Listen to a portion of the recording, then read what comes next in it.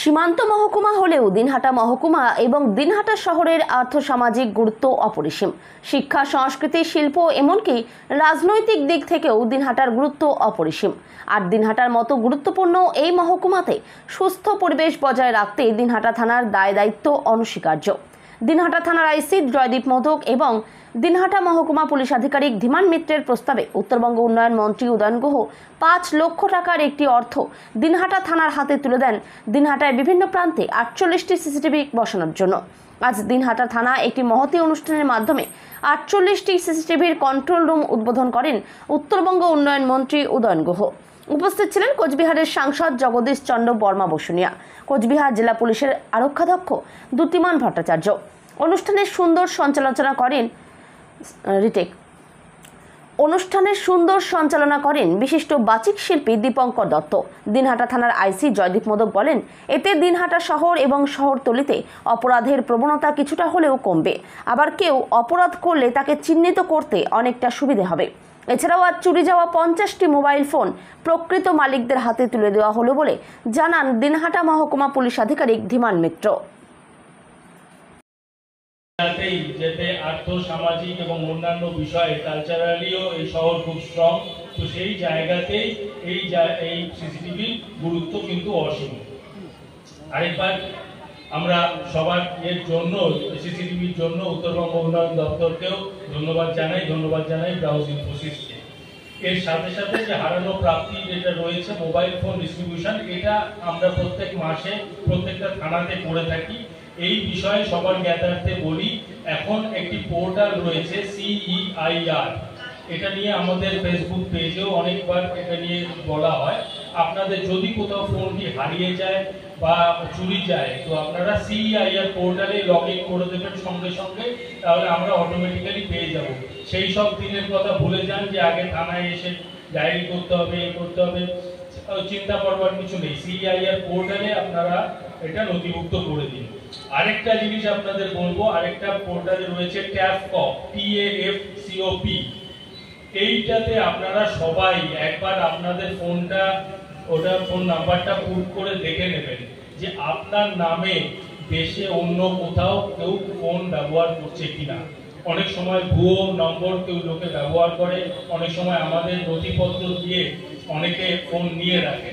তো এই একটা নতুন পোর্টাল চালু হয়েছে TAFCOP, তাতে কিন্তু আপনারা দেখে নিতে পারবেন যে আপনার নামে অন্য কেউ ফোন ব্যবহার করছে কিনা, এবং সেখানে not my number, this is not my নাম্বারে ক্লিক করলে সেই ফোনটি বন্ধ কিন্তু হয়ে যাবে। এই জিনিসগুলো আমরা নিয়ে সচেতনতা করতে থাকি, কারণ আমাদের এখন সবকিছুই রয়েছে এই মোবাইলের মধ্যে। আমাদের সবকিছু তথ্য, ব্যাংকের সাথে যোগাযোগ, সবকিছু। তো এটাকে কিন্তু খুব ভালোভাবে ব্যবহার করতে হবে এবং এটাকে সযত্নে রাখতে হবে। এটা খোয়া গেলে, চুরি গেলে কিন্তু সমূহ বিপদ। তাই আজকে যারা ফিরে পাচ্ছেন তাদেরকেও আমরা শুভেচ্ছা জানাই, এবং যারা এটাকে খুঁজে দিয়েছে পুরো পুলিশ টিমকেও ধন্যবাদ জানাই। আজকে সবাই এখানে আজকে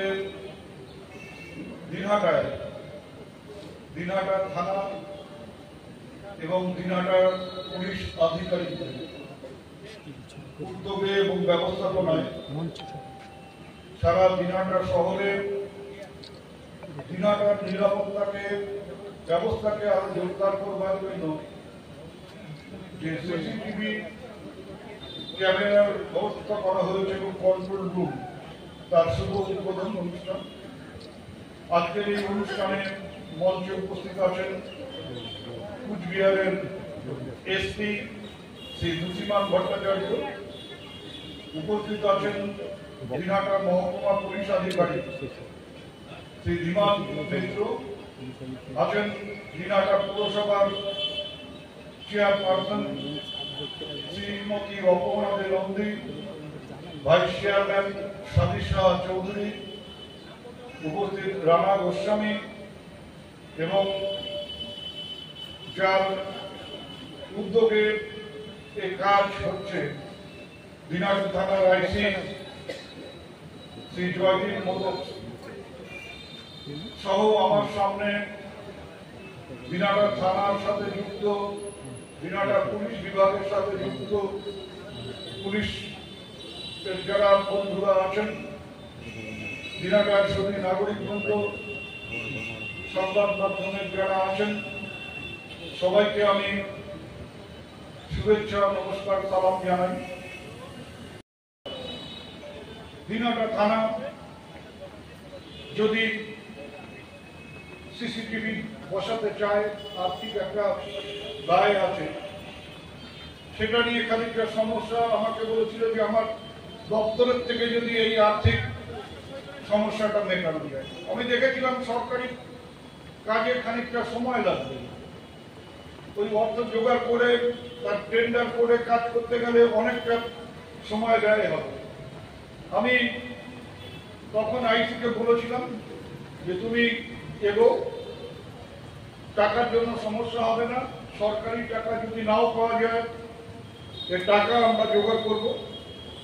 এবং আমি আনন্দিত যে আমার পরিচিত, আমার বন্ধু বান্ধবের মধ্যে যাদের দিনাটার প্রতি দুর্বলতা আছে, দিনাটার প্রতি ভালোবাসা আছে, তারা এগিয়ে এসছেন এবং আমরা এই 5 লক্ষ টাকা জোগাড় করে আইসিকে দিতে পেরেছি এই কাজটা করতে। তারপরে দ্রুততার সাথে এই কাজটা হলো। আমাদের কোনো সরকারি সাহায্য নেওয়ার দরকার হয়নি, সরকারি প্রকল্পের জন্য আমাদের অপেক্ষা করতে হয়নি। আমরা দিনাটার এই কাজটা করবার ক্ষেত্রে অনেকের সহযোগিতা পেয়েছি, তাদের সহযোগিতায় দ্রুততার সাথে এই কাজ করছি। এবার আমার নিজেরও একটা এর প্রতি দুর্বলতা আছে, কারণ আইসি সাহেব যেমন বলছিলেন যে এসপি সাহেব বলছিলেন যে শনাক্ত করার কথা বা অপরাধীদের, দোষীদের ধরবার ক্ষেত্রে সুযোগ পাওয়ার কথা। পাশাপাশি আমি মনে করি যে অনেক নির্দোষ ব্যক্তি অনেক সময় অভিযুক্ত হয়ে যাবে, তার আত্মপক্ষ সমর্থনের ক্ষেত্রেও কিন্তু সিসিটিভি অনেকটা কাজ করে। একটি ঘটনার কথা আপনাদের সামনে বলবো যে আজকের থেকে 4 বছর আগে 2021 সালের বিধানসভা নির্বাচনের প্রাক্কালে দিনহাটায় একটি আত্মহত্যার ঘটনা ঘটেছিল। সেই ব্যক্তি, তার ঝুলন্ত মৃতদেহ সকালবেলা একটি সরকারি বিল্ডিং এ আবিষ্কার হয়। তারপরেই পরিকল্পিতভাবে সেটাকে দাগিয়ে দেওয়ার চেষ্টা হয় যে এটা একটা হত্যাকাণ্ড, এবং এই হত্যাকাণ্ডের 1 নম্বর আসামি উদয়ঙ্গ করে দিনাটা থানায় একটা এফআইআর সাবমিট হয়। আমাদের সৌভাগ্য, একদিকে যেমন পরবর্তীকালে পোস্টমর্টম রিপোর্ট এসেছিল, সেই পোস্টমর্টম রিপোর্টে যেমন বলা হয়েছিল যে এটা পুরোপুরি আত্মহত্যার ঘটনা, পাশাপাশি দিনাটা থানা তারা উদ্যোগী হয়ে বিভিন্ন ব্যবসায়ী প্রতিষ্ঠানের লাগানো সিসিটিভি থেকে যে ফুটেজটা সংগ্রহ করতে পেরেছিলেন, তাতে দেখা গিয়েছিল রাত প্রায় মধ্যরাতে সেই ব্যক্তি যে আত্মহত্যা করেছে সে হেঁটে হেঁটে বাড়ির থেকে বেরিয়ে যেখানে সুইসাইড করেছে সেখানে একা হেঁটে যাচ্ছে।